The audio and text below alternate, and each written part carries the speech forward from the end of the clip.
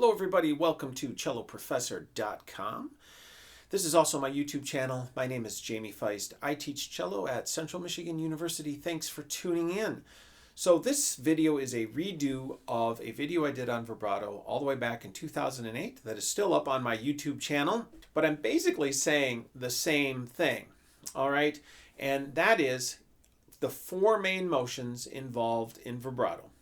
Now, obviously, there are different schools of thought on this. This is just one way to do it, but I think it's one way that does work and has a lot of adherence amongst cellists. So I'm going to go through the four main motions involved. Now, this is more of just an overview of the technique. There's another video on actually, how to practice it and how to teach it. I have exercises and things. So I'm mainly just going over, again, the four main motions and how they go together. If you want to see the other videos, you can go to my website and I'll link to them in the description, okay, for teaching vibrato. But this is just an overview. Okay, so now that that's all clarified, let's go through the four main motions. Motion number one, I like to start here towards the center of the body and move out towards the ends of the arms. That's how generally I think of technique overall. So motion number one, the robot wave, I call it.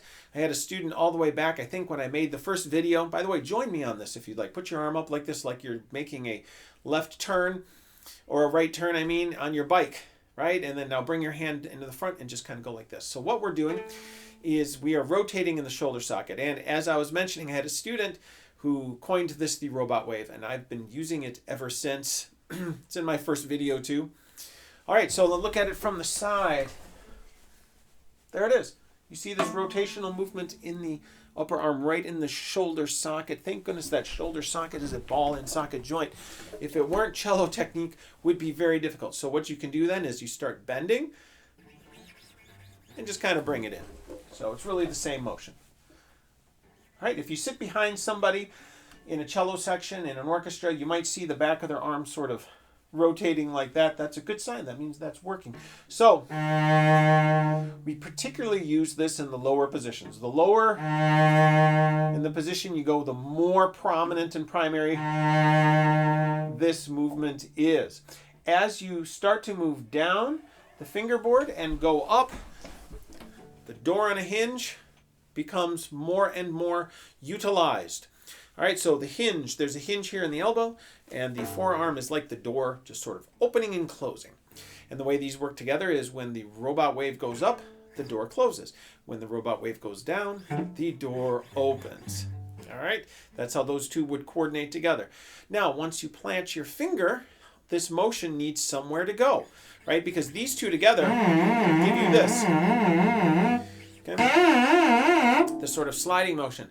But when you plant your finger, that motion isn't, if it has nowhere to go, it's just gonna and that's where some of you are in your vibrato technique, I think. You don't have a place for this motion to go. So one place it goes is in a rotation in the forearm. Some cellists don't use this, all right? Okay, fine, I like to use it. So, and a lot of cellists use it. So a rotation in the forearm, you see this? Now you might see all these working together. You see the rotation in the upper arm. My forearm is opening and closing. See it?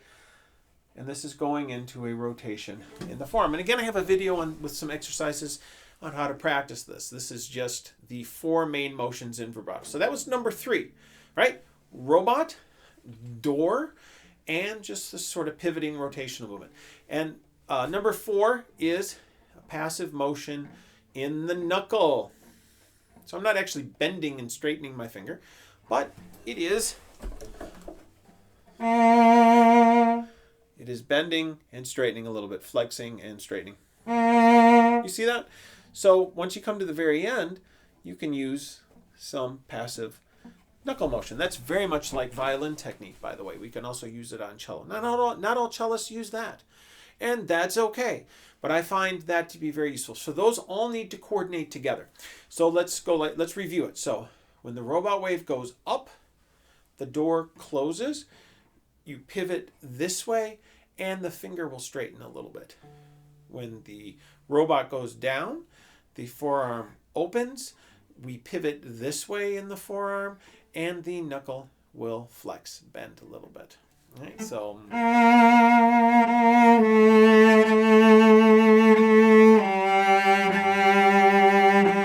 know, we can just kind of, and then hopefully it's nice and relaxed. I like a nice relaxed sort of sound for vibrato. I'm not into this really fast vibrato, though it does sound very exciting and soloistic. It's just a taste thing, you know? But again, I will link below some videos for teaching vibrato and that have some additional exercises. So that's just the basic overview. So happy vibratoing, and I'll catch you next time. Take care.